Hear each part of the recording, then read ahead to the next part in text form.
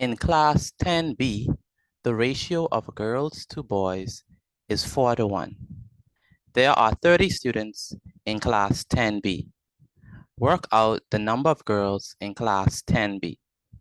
So the question wants us to determine what are the amount of girls or the number of girls in class 10B.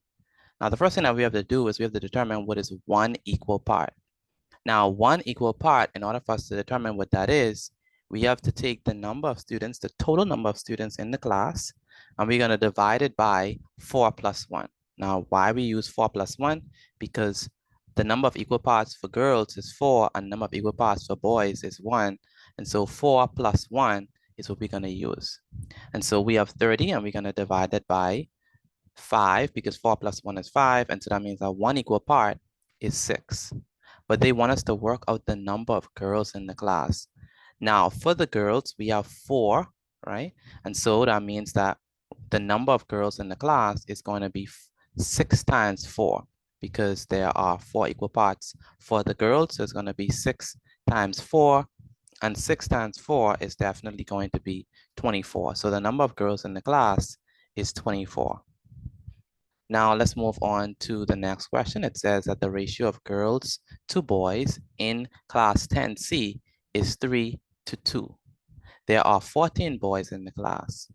And so here we have to determine what is one equal part. Now for one equal part, we're going to take 14 and we're going to divide it by 2. The reason why we're going to divide it by 2 is because the number of equal parts for the boys is 2. Okay, and so this is going to be 14 divided by 2, and so 14 divided by 2 is definitely 7. And so one equal part is 7, but we want the number of girls in class 10C. The number of girls, that is going to be, we have 3, the number of equal parts for girls is 3, and so we're gonna, since we know that one equal part is 7, the number of girls accounts for 3 equal parts, because it has 3 right here, and 3 is for the girls.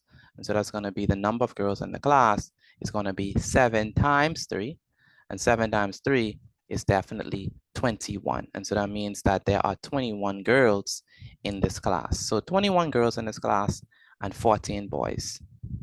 Next, the question states, write down in simplest form the ratio of girls to the total number of students in class 10C.